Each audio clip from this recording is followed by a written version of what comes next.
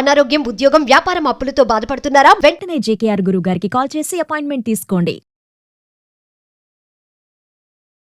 నమస్తే సరస్వతి ప్రదీప్ గారు. నమస్తే అమ్మా. వైఫ్ అండ్ హస్బెండ్ మధ్య గొడవలు కానీ, ఇష్యూస్ కానీ పిల్లల మీద అసలు ఎలాంటి ప్రభావం చూపిస్తుంది? అలాగే దీంతో పాటుగా డివోర్స్ సంఖ్య కూడా మనం కొంచెం ఎక్కువగానే చూస్తున్నాం అనుకోవాలి ప్రెసెంట్ అయితే.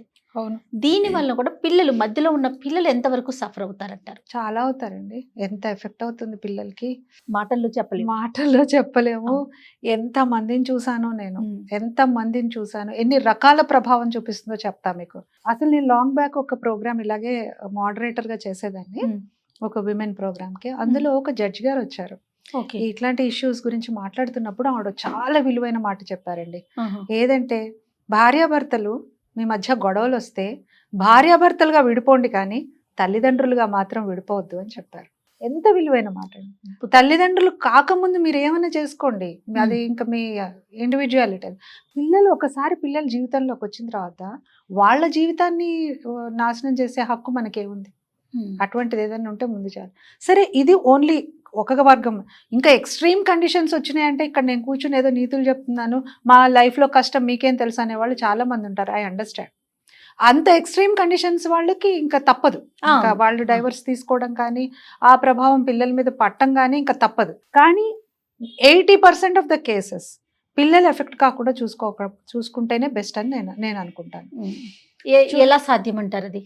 అంటే ఏదున్నా ఇష్యూస్ పిల్లల ముందర డిస్కస్ చేయొద్దండి. ఫస్ట్ అండ్ ఫార్మోస్ట్ ఇష్యూస్ ని పిల్లల ముందర డిస్కస్ చేయొద్దు. మీకేమున్నా అదేదో మిస్సమ్మ సినిమాలో వాళ్ళిద్దరు లోపలికి వెళ్ళి డిస్కస్ చేసుకోవాలి, ఆ టైప్ లో వెళ్ళి కొట్టుకోండి, తిట్టుకోండి, తన్నుకోండి, ఏమైనా చేసుకోండి. పిల్లల ముందర మాత్రం అసలు అది చూపించొద్దు, ఆ గొడవలు చూపించొద్దు. ఇంకా ఎక్స్ట్రీమ్ కండిషన్స్ డైవర్స్ అయిపోయిన తర్వాత, లేకపోతే డ్రైవర్స్ కోసం ప్రయత్నం చేస్తున్న కండిషన్స్ డిఫరెంట్. నేను అవి మాట్లాడట్లా. ఫస్ట్ అసలు గొడవలు, డైవర్స్ కి కారణం తీసే గొడవలు ఉంటాయి కదా, సాధ్యమైనంత వరకు ఇంట్లోనే పరిష్కరించుకోవచ్చు అని నా ఉద్దేశం. ఓకే. లేకపోతే ఏమవుతుందో చెప్తా. నాగింగ్ వైఫ్ అండి. నాగింగ్ వైఫ్ అంటే ఊరికే నసబెట్టే వైఫ్ ఆ హస్బెండ్ని, ఆయన పట్టించుకొని హస్బెండ్, ఇద్దరి మధ్య గొడవలు, ఎప్పుడు చూసినా గొడవలే. ఒక్కడే కొడుకు, వాడంటే మాత్రం గారాభం ఇద్దరికి. వాడు ఏదంటే అది ఇచ్చేయడం, వాడు ఎంత అల్లరి చేసినా భరించటం. ఆయన దగ్గర చేసినప్పుడు ఈవిడ కోప్పడితే ఆయన దగ్గర చేయడం, ఆయన కోప్పడితే ఈవిడ దగ్గర. మొత్తానికి వాడు మోస్ట్ స్పాయిల్డ్ చైల్డ్, న్యాచురలీ కదా. అంతే. అయితే పాపం అసలైతే వాడు చాలా తెలివైన వాడు, ఎక్స్ట్రీమ్లీ ఇంటెలిజెంట్ ఫెలో. కానీ ఏమైంది, మొత్తం ప్రభావం వీళ్ళిద్దరి మూర్ఖత్వం వాడి మీద పడింది. అవును. ఆ వైఫ్ కానీ హస్బెండ్ కానీ ఇద్దరి మధ్య ఏమాత్రం సఖ్యత లేదు. అట్లా కొట్టుకునేవాళ్ళు, విపరీతంగా మాట అనుకోవడం, నువ్వెంత అంటే నువ్వెంత అనుకోవడం, విలువ లేదు ఒకళ్ళంటే ఒకళ్ళు. పిల్లవాడు మొత్తం చూస్తూ పెరిగాడు, ఒక టెన్నిస్ మ్యాచ్ చూసినట్టు చూశాడు, ఇటు ఇటు ఇటు ఇటు. మొత్తానికి పెరిగిన తర్వాత ఆ అబ్బాయిని పెళ్లి చేశారు. 6 నెలలు కాదండి, ఆ వైఫ్ తోని పడలేదు మొదటి నుంచి. అంటే అతను చూసిన వాతావరణం, పెరిగిన వాతావరణం అలాంటిది. అంటే ఇంకా హస్బెండ్ వైఫ్ అంటే కొట్టుకోవడమే, అంతే. పడదు, వైఫ్ అంటే ఇలాగే ఉంటుంది, హస్బెండ్ అంటే ఇలాగే ఉండాలి అనే ప్రభావం. ఏం లాభం చెప్పండి? ఇంత కూడా డొమెస్టిక్ పీస్ లేకుండా అటువంటి వాతావరణంలో పెరిగిన పిల్లవాడు, కొంతమంది బాగా మరి ఎక్సెల్ అయ్యే వాళ్ళు ఉంటారేమో తెలియదు. ఇదే కేసు, ఇట్లాంటి కేసే ఇంకొక కేసులో ఇద్దరు మగ పిల్లలు, తండ్రి తాగుబోతూ వచ్చి కొట్టేవాడు, ఒకడేమో అట్టాగే తయారాడు, ఒకడు ఐఏఎస్ అయ్యాడు. వాళ్ళని అడిగితే ఏంటి మనం అబ్జర్వ్ చేస్తే, వాడు తాగొచ్చి కొట్టి తండ్రిని హీరో అనుకున్నాడు. ఈడేమో మా అమ్మ ఇంత కష్టపడుతుంది, నేను పొరపాటున కూడా ఇంకొక స్త్రీకి అట్లా చేయకూడదని అనుకున్నాడు లైఫ్ లో.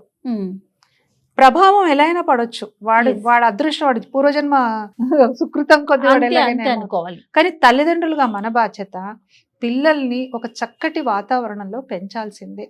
డైవర్స్ దాకా వెళ్ళిపోయేంత భయంకరమైన పరిస్థితులు మీ జీవితంలో ఉంటే వాటిని మీరు ఎంత గ్రేస్ఫుల్గా హ్యాండిల్ చేస్తారనేది ఇంపార్టెంట్, పిల్లలు ఎఫెక్ట్ కాకుండా. అలా ఎఫెక్ట్ అయిపోయి పిల్లలు ఎక్కడుండాలో తెలియక, అమ్మ దగ్గర ఉండాలా, నాన్న దగ్గర ఉండాలా, వాళ్ళిద్దరి మధ్య ఫ్రిక్షన్, వాడు ఎటు కాకుండా అయిపోయి లైఫ్లో వాడికి అసలు వాళ్ళ అమ్మా నాన్న ఉన్న ప్లేస్కి రావడానికి కూడా ఆలోచిస్తున్నాడు. వేరే సిటీలో ఉండాలా, ఎక్కడ, నాకు ఒక ప్లేస్ లేదు, నాకు ఒక స్పేస్ లేదు. పిల్లల్లో ఒక రకమైన కాంప్లెక్స్ డెవలప్ అయిపోయి సూసైడల్ అటెంప్ట్స్ చేసుకోవడము, లేదా ఒక హేస్టీ డెసిషన్స్ తీసేసుకోవడం లైఫ్లో, ఇలాంటివి జరుగుతాయి. దయచేసి నేను ఇందాక చెప్పినట్టు భార్యాభర్తలుగానే ఏదైనా తీసేసుకోండి, డెసిషన్స్ తీసేసుకోండి. తల్లిదండ్రులు అయిన తర్వాత 10 సార్లు ఆలోచించి తీసుకోండి నిర్ణయాలు. అంటే అడ్జస్ట్ అయిపోమంటారా, మా లైఫ్ ఇంతేనా అంటే అది అప్ టు యూ.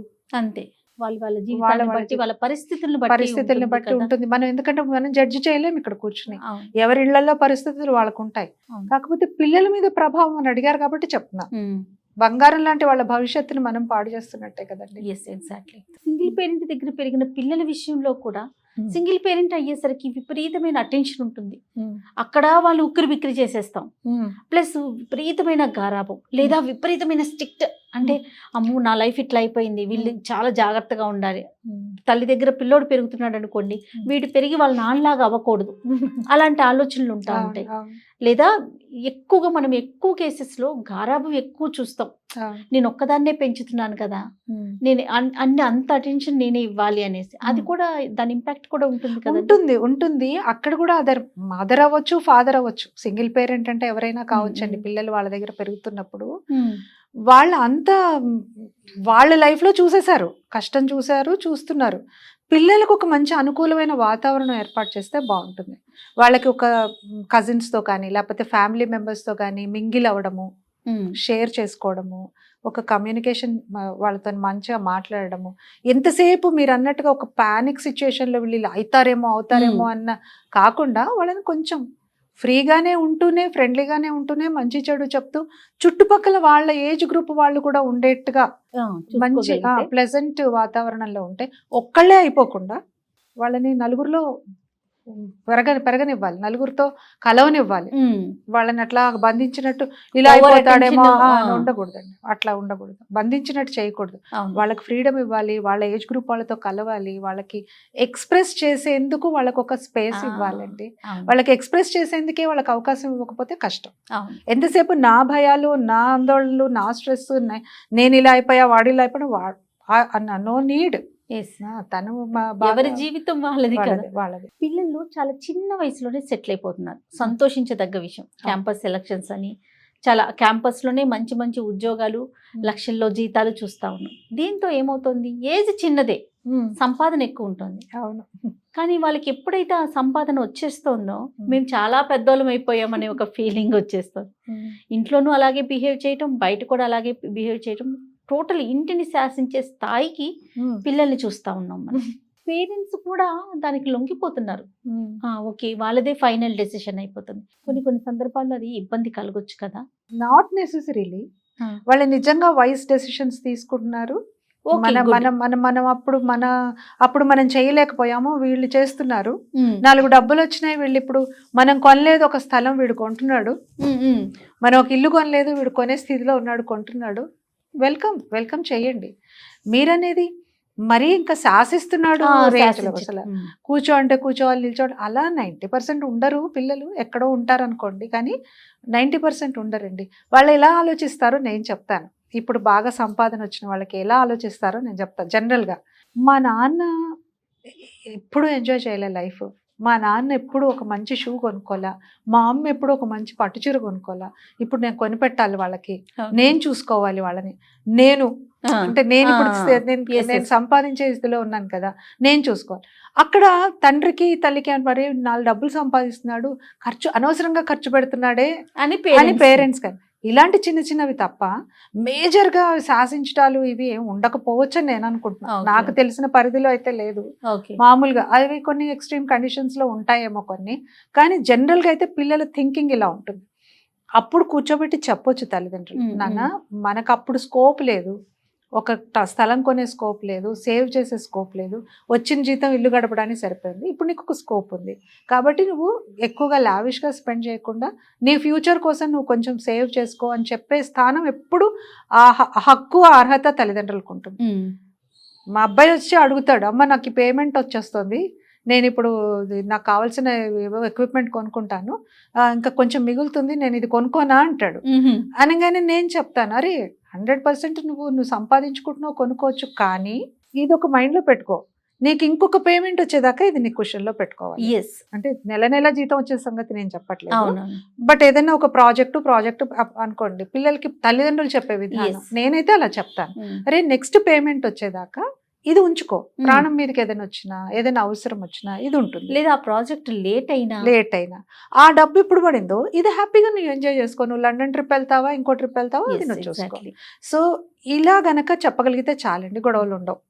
90% పిల్లలు బాగా తెలివైన వాళ్ళు, చదువుకున్నారు, ప్రపంచం చూస్తున్నారు, డబ్బు సంపాదిస్తున్నారు, చుట్టుపక్కల వాళ్ళ ఏజ్ గ్రూప్ వాళ్ళు ఎలా ఉంటున్నారో చూస్తున్నారు, అన్నీ చూస్తున్నారు. వాళ్ళకి మంచి చెడు బాగా తెలుసండి. Right. పిల్లలకి మంచి క్లారిటీ ఉంది ఇప్పుడు. అసలు మా జనరేషన్లో మాకు లేదు ఆ క్లారిటీ. మా పిల్లలకి ఇప్పుడు ఎంత క్లారిటీ ఉందంటే మేము ఎప్పుడు వాళ్ళ గురించి టెన్షన్ పడలేదు. నువ్వు చదువుకో అని చెప్పలేదు, నీకు ఏం కావాలంటే అది నువ్వు చేసుకొని ఫ్రీడమ్ ఇచ్చేసాం. వాళ్ళు ఎంత క్లారిటీతో ముందుకెళ్తున్నారంటే ఆ చిన్నపాటి ఫ్రీడమ్ చాలండి వాళ్ళకి Yes. పర్సూ చేయడానికి. Yes. సో ఎప్పుడు కూడా అలాంటి చిన్న చిన్నవి ఇలా కూర్చోబెట్టి చెప్పండి, తల్లిదండ్రులు చెప్పొచ్చు, కానీ వాళ్ళకి ఫ్రీడమ్ ఇవ్వండి. హ్యాపీగా వాళ్ళని వాళ్ళు చూసుకుంటున్నారు కదా, చూసుకోరండి. బాధ్యత తెలిసేలా పెంచండి చాలు. Yes. నేను చెప్పాను కదా చిన్నప్పుడు నువ్వు ఈ డబ్బులో నువ్వు ఇదే ఖర్చు పెట్టాలి అని ఎలా అయితే సేవింగ్స్ అలవాటు చేసామో వాళ్ళకి అదే అలవాటు అవుతుంది పెద్ద అయిన తర్వాత కూడా. బాధ్యత కూడా చిన్నప్పటి నుంచే నేర్పించాలి. నేర్పించాలి, బాధ్యతగా ఉండడం అనేది నేర్పించాలి. రేపటి గురించి ఆలోచించని చెప్పాలి పిల్లలకి ఇప్పుడు, అంతే. థ్యాంక్ యూ సో మచ్ అండి. చాలా మంచి మంచి విషయాలు పేరెంటింగ్ గురించి మనం మాట్లాడుకున్నాం. రాబోయే వీడియోలో మరికొన్ని విషయాలు మనం ఓ డిస్కస్ చేద్దాం. తప్పకుండా. Thank you so much. Thank you so నమస్తే. మచ్ అమ్మ.